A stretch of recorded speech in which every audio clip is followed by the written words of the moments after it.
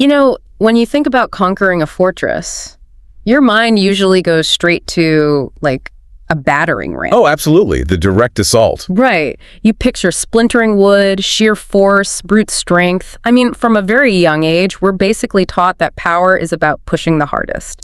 Yeah, and it's highly visible. It's incredibly loud, and, well, it's usually quite messy. Not to mention, it exhausts the person swinging the ram just as much as the people holding the gates. Exactly. But think about a time you walked into a room and someone just completely commanded your attention without lifting a finger. What if, instead of a battering ram, someone just walked up to those heavy fortress gates, whispered a few words to the guards, and the guards just smiled, unlocked the doors, and literally begged you to come inside? That's a powerful image. That is the exact tension we are looking at today. Welcome to today's deep dive. Our mission is to explore a fascinating stack of sources digging heavily into the core concepts from Robert Greene's The Art of Seduction. It's quite a book. It really is. And to be clear right up front, we are not just here to talk about romance or dating. We are here to crack open the underlying psychology of power, influence, and, human desire. Yeah, it really is a remarkable collection of historical anecdotes, mythology, and just deep psychoanalysis. For sure. The core premise we're exploring today is how seduction evolved from a literal ancient survival mechanism into what is arguably the ultimate tool of social and political power. Right. We are going to put specific character types from history under the microscope to understand exactly how this operates on the human brain. So whether you are trying to understand the invisible, unspoken dynamics of a corporate boardroom or the strange, almost hypnotic charisma of a political leader. Or even a pop culture icon. Exactly, the magnetic pull of a pop culture icon that you just can't look away from. This deep dive is going to give you the psychological blueprint behind why we fall under people's spells. It's going to be a fun one. Okay, let's unpack this. Before we look at how these invisible mechanics work today, we have to understand why this was even invented in the first place. History, going back thousands of years, was a world where power was purely physical. It was entirely brutal. Yes, and in that ancient world of pure brute force, women were at a severe existential disadvantage. Right. Because of biology. Exactly. Yeah. They simply could not compete on a physical battlefield where swords and muscle dictated who survived and who ruled. So women essentially had to invent seduction as a highly sophisticated, high-stakes countermeasure. Wow, out of pure survival. Yep. They realized very early on that if a man was psychologically dependent on them through pleasure and desire, they could entirely control the man who controlled the armies. The absolute ultimate example of this has to be Cleopatra. Picture the scene, right?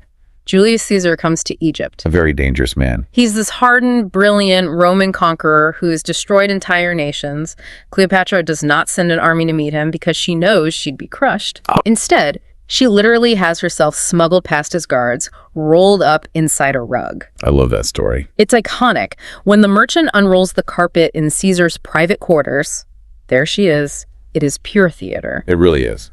She didn't fight him. She essentially used a spectacle of pleasure and surprise to enslave a conqueror. If you think about it, seduction is essentially psychological jujitsu. That's a great way to phrase it. Right, because instead of meeting force with force, which is a losing game when you're outmatched, the seducer uses the opponent's own weight, their repressed desires, their desperate need for pleasure to unbalance and control them. If we connect this to the bigger picture, true power isn't about forcing compliance. Anyone can hold the proverbial gun to someone's head. Sure. But true, lasting power is about making someone surrender willingly, making them actually want to give you control. There's a brilliant distinction made here between lust and love. Oh yeah, break that down. Well, a person who is just in lust is actually very hard to control. They're driven by a biological urge, and once that urge is satisfied, they might just get up and leave. They're done. Exactly. But a person in love, a person who is truly enchanted, they are completely pliable, emotional, and constantly off balance.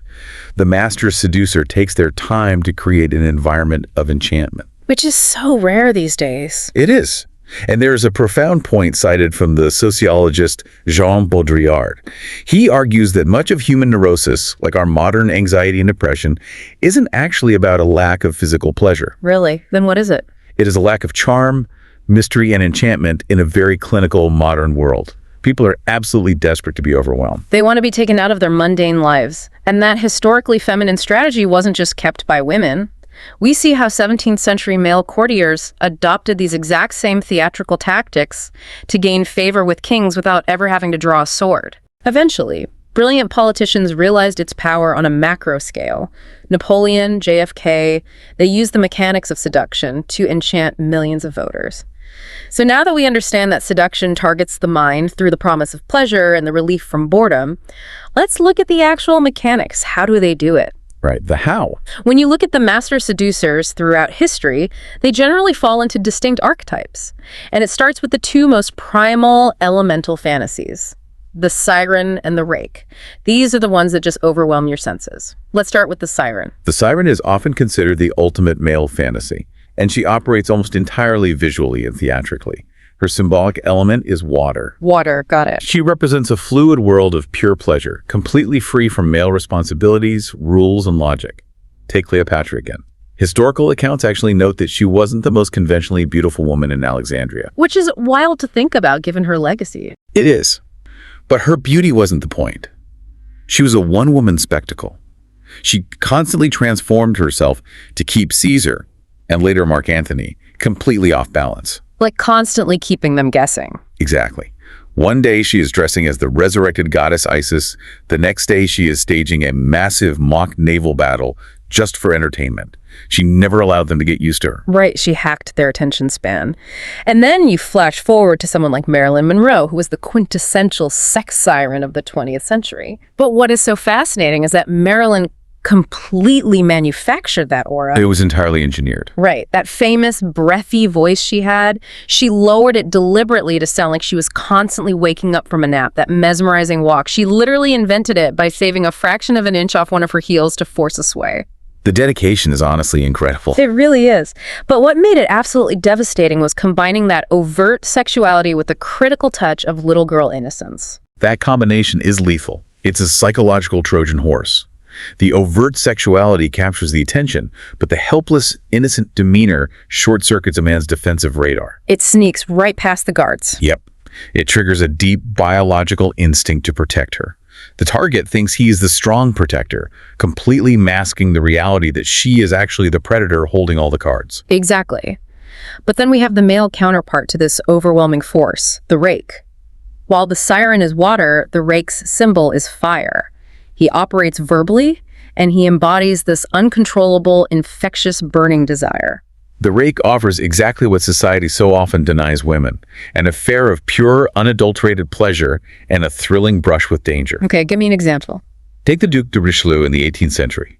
He became obsessed with a young woman who was heavily guarded by her paranoid father. So what did Richelieu do? He didn't just send a letter. Of course not. He bought the house next door and literally hired men to tunnel through the stone wall directly into her kitchen cupboard just so they could have secret trysts. That is unhinged behavior. Oh, it completely is.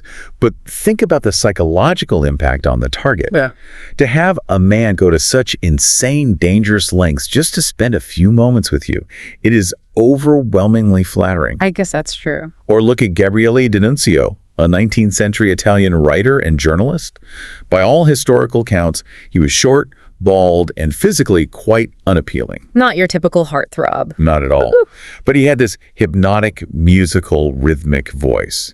He would use the demonic power of poetic words to seduce high society ladies who initially wanted nothing to do with him. He made them feel like they were the center of the universe. Wow. Later, he used that exact same verbal power to seduce an entire army of Fume. When a general sent troops to arrest and shoot him, D'Annunzio didn't fight back. He stepped out, opened his coat, bared his chest, and gave such a dramatic, passionate speech that the soldiers dropped their weapons, mutinied against their commander, and pledged allegiance to him. Here's where it gets really interesting, though. I have to push back on this concept of the Rake, especially in the context of personal relationships.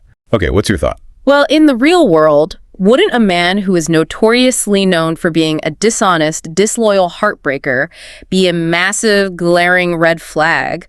Like, if a woman knows a guy has ruined the lives of 20 women before her, why wouldn't she run in the exact opposite direction? It is a completely logical question, but human desire is rarely logical. The bad reputation is precisely the lure. Really, the bad rep is the selling point. Think about it. Society historically oppresses women with expectations of virtue, routine, civilizing behavior, and keeping the peace. The Rake offers a total release from that suffocating structure. He isn't bound by society's rules. He is a slave only to his desire. Oh, I see. When a man like that focuses his intense, burning attention entirely on you, it makes you feel immensely powerful. Furthermore, women are incredibly drawn to the psychological challenge of being the one to finally reform him. The classic, I can fix him. Exactly. The ego steps in, and they think, well, he's broken countless hearts, but with me, it will be different. My love will be the thing that tames him. They entirely miss that this vanity, this desire to tame the wild beast, is exactly the trap he has set. Wow, they are engineering their own capture. Okay, so the Siren and the Rake are like these overwhelming forces of nature, water, and fire. They completely drown you or burn you up. Right. But you can't be a thunderstorm forever. Pure elemental force burns out. What if the target doesn't want to be overwhelmed? What if they are too guarded for that? This requires a pivot to a totally different approach. Yeah. We move from primal force to customized illusions, the ideal lover and the dandy. Yes, if the Siren and Rake attack the senses, the ideal lover and the dandy hack the target's psychology. They act as perfect mirrors. Mirrors, okay. They reflect back our broken dreams, our missing pieces, or our repressed identities. Let's look at the ideal lover, whose symbol is the portrait painter. The painter creates a perfect idealized image of you. Think of Casanova. Everyone knows that name. Sure, but most people misunderstand his method. He didn't have one single smooth seduction routine. He was, above all else, a master observer. He would meet a woman, study her intensely, and figure out exactly what was missing in her life. So it was completely bespoke. Entirely. If she was a bored wife of a wealthy burgomaster, suffocating in safety, he suddenly became an adventurous risk-taker, hiding in a rat-infested chapel all night just to prove his devotion. If she was a lonely, highly educated noblewoman surrounded by dull men, he offered elevated philosophical, intellectual friendship. He became whatever the lock required to open. Madame de Pompadour is a phenomenal example of this mirroring effect. She set her sights on King Louis XV of France. Now, how do you seduce a king who literally has access to anything and anyone he wants? It's the ultimate challenge. She recognized that Louis was desperately, chronically bored, and secretly deeply insecure because he felt he could never live up to the massive legacy of his predecessor, Louis XIV. Oh, that's fascinating. Yeah, so she didn't just offer him physical beauty, she became his ideal lover by elevating his reality. She built private, elaborate theaters, she commissioned plays, learned the lead roles, designed the costumes, and starred in them just for him. She made him feel like he was this great, visionary patron of the arts. She cured his boredom. Exactly. She cured his boredom and made him feel important again. But I have a huge logistical question about this. Doesn't maintaining an idealized illusion, being exactly what someone else needs 24/7, require an exhausting amount of effort? It definitely does. Like, what happens when reality inevitably intrudes? You know, when someone gets a bad head cold or shows a really annoying habit? This raises an important question, and it is the fatal flaw of this archetype. Reality is the absolute greatest danger to the ideal lover. When you are projecting perfection, any crack in the mirror shatters the whole illusion. Makes sense. Take the famous 19th century romance between the writers George Sand and Alfred de Musset. Sand had seduced him by being this larger-than-life, incredibly poetic, romantic ideal. They were deeply in love. But when they took a grand romantic trip to Venice together, Sand came down with a severe case of dysentery. Oh, wow. Yeah, nothing ruins a poetic romance quite like dysentery. Exactly. The physical, unappealing, grotesque reality of serious illness completely broke the romantic illusion for Musset. He couldn't see her as a muse anymore. He just saw a sick, frail human being. And they separated shortly after. Brutal. The only solution when reality creeps in, when you lose your temper or get sick or show a flaw, is deliberate, prolonged distance. You have to physically step back, disappear for a while, and allow the target to start idealizing you from afar all over again. You use absence as a reset button. Distance as a reset button. That is incredibly practical. Which brings us to the next customized illusion, which also plays with mirrors, but in a totally different way. The dandy. The dandy symbol is the orchid, rare, exotic, and unusual. And they play heavily with gender and nonconformity to create this fascinating, intoxicating ambiguity. They show us a freedom from gender roles that we secretly want but are too afraid to express. Like blur the lines. Exactly. Look at the actor Rudolph Valentino in the 1920s. He was a massive heartthrob, but he wasn't this hyper-macho guy. He brought this graceful, almost feminine attention to detail to his masculine movie roles. He wore makeup. He moved like a dancer. He would strip a woman of her psychological defenses with his delicacy and sensitivity, and then once her guard was down, he would overwhelm her with masculine dominance. And the female dandy is just as psychologically powerful. Lou Andreas Salome was a Russian psychoanalyst and author who possessed this fierce analytical independence and a deeply masculine energy that absolutely mesmerized some of the most brilliant men of her time. Oh, really? Who? The philosopher Friedrich Nietzsche and the poet Rainer Maria Rilke were driven to absolute despair by her. Yeah. The dandy works because they appeal to the hidden narcissism of each sex. How so? To a woman, the male dandy is psychologically female. He cares about aesthetics, feelings, and fine details, which makes him relatable. To a man, the female dandy is psychologically male. She is fiercely independent, she doesn't cling, and she doesn't demand constant emotional reassurance. Wow, that's clever. It is a wildly intoxicating mix because it breaks the predictable script of how men and women are supposed to act. It is entirely about breaking the mold and keeping the brain guessing. But if the dandy and the ideal lover require these carefully constructed, high-effort, hyper-vigilant personas, the final two types we are looking at prove that sometimes the greatest power comes from stripping the act away entirely. That's right. We move from the power of overwhelming presence to the power of mirroring, and finally to the power of weakness and complete absence. Let's look at the natural and the coquette. The natural embodies the lost, golden paradise of childhood. Their symbol is the lamb. Think about it. What? We live in a harsh, highly structured, cynical adult world. Oh, definitely. When we see someone who radiates spontaneity, sincere vulnerability, and total unpretentiousness, we are magnetically drawn to them. It triggers a deep parental instinct. We want to protect them. Charlie Chaplin is the quintessential natural. Because of the tramp character. Yes, he built a massive global cinematic empire, not by playing a strong hero, but by playing the naive, innocent victim in oversized pants, who is constantly confused by the modern world. He evoked laughter, yes, but more importantly, he evoked deep, protective sympathy. Josephine Baker is another phenomenal example of the natural. She moved to Paris and radiated this uncontrollable, joyous, childlike spirit on stage.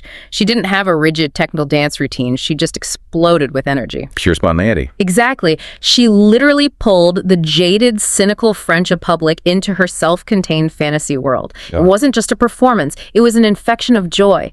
People wanted to be near her just to feel alive again. But then we swing to the absolute dark side of the spectrum. We do. The absolute master of delayed satisfaction and withdrawal, the coquette. The coquette is entirely self-sufficient. They orchestrate a maddening, calculated back-and-forth movement between hope and frustration. The Empress Josephine Bonaparte is a classic historical coquette. Okay, tell me about her. Shortly after she married Napoleon, he went off to conquer Italy.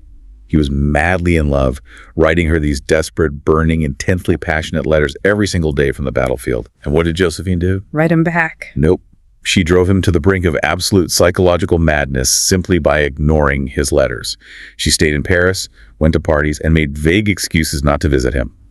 This brilliant, ruthless military tactician who was conquering Europe was completely emotionally enslaved by her absence. Or look at Andy Warhol in the 1960s pop art scene. He weaponized silence and absence better than almost anyone. He would show up to a massive party, stand in the corner, and just be totally elusive, barely speaking. Just a total cipher. Right. At one point, he even sent an actor wearing a silver wig to give a college lecture in his place. He didn't even show up. And yet, people fought desperately for his validation precisely because he wouldn't give it to them. Exactly. So, what does this all mean? As I'm listening to this, the coquette is basically a psychological slot machine. Think about it.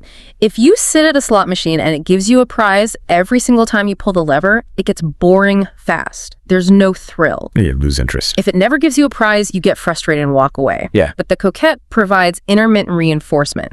Hot and cold. They give you a little flash of attention, a little payout, just enough hope to make you pull the lever again. And that makes the pursuit incredibly addictive. That is a perfect analogy. The intermittent reinforcement rewires the brain's dopamine center. What's fascinating here is the underlying role of narcissism in why this works. Wait, pause. How does my narcissism make me fall for someone who is actively ignoring me? That feels backwards. It does feel backwards, but here's the mechanism. Coquettes project a deep self-sufficiency. They look like they don't need anyone. That self-containment unconsciously reminds us of our own blissful, self-contained childhoods. Back before we had to care about what anyone else thought of us, we are envious of their independence. Oh, that makes a lot of sense. Furthermore, because human nature absolutely hates an emotional vacuum, the coquette's emotional distance and silence force you, the target, to project your own insecurities into that void. So they become a blank slate for our anxiety. Exactly. When they ignore you, you don't think, oh, they're busy. You think, what did I do wrong? Am I not smart enough? Am I not attractive enough? How can I win them back to prove my own worth? You end up working tirelessly to win the coquette over, not because of who they are, but to validate your own ego. By giving absolutely nothing, the coquette gains everything. It's brilliant and honestly slightly terrifying when you realize how easily our brains can be hacked. We've covered a massive amount of ground today. Let's synthesize what we've discovered from this deep dive. It's a lot to take in. It is. Seduction across all these historical examples, from Cleopatra's carpet to Casanova's mirroring to Warhol's silence, is never really about physical beauty. It is a profound, high-stakes psychological game of observation. It requires you to step completely outside of your own ego, get into your target's skin, and figure out exactly what they lack. Do they need the overwhelming danger and release of the rake? Do they need the innocence and joy of the natural? Do they need the customized, elevated attention of the ideal lover? Or do they need the frustrating, addictive challenge of the coquette? The master seducer figures out the missing puzzle piece. Yes, and becomes the vessel for that specific fantasy. And executing that requires a remarkable level of emotional detachment. Master seducers are, at their core, quite amoral in their approach to human connection. They do not get bogged down in absolute truths or rigid, unchanging identities. They see it all as a game. They do. They view all of social interaction as a fluid, playful theater. They manipulate the surface, the words, the clothing, the timing, the absence, in order to completely control the emotional depths of their target. Which brings us to our final thought for you to mull over today. If all of social life is indeed a grand theatrical seduction, like a constant game of masks, projected desires, and power dynamics, what mask do you default to every single day? A great question to ask yourself. Consider your own interactions at work, in the boardroom, or in your personal relationships. Are you actively writing your own script, consciously choosing how you affect the people around you? Or are you unconsciously playing a bit part in someone else's carefully constructed fantasy? We all play a role. We do. Remember the fortress we talked about at the very beginning? You can spend your whole life banging your head against the heavy wooden doors of the world, exhausting yourself trying to force your way in. Or you can learn to read the psychological locks and let the world open the doors for you. Keep digging. We will catch you on the next deep dive.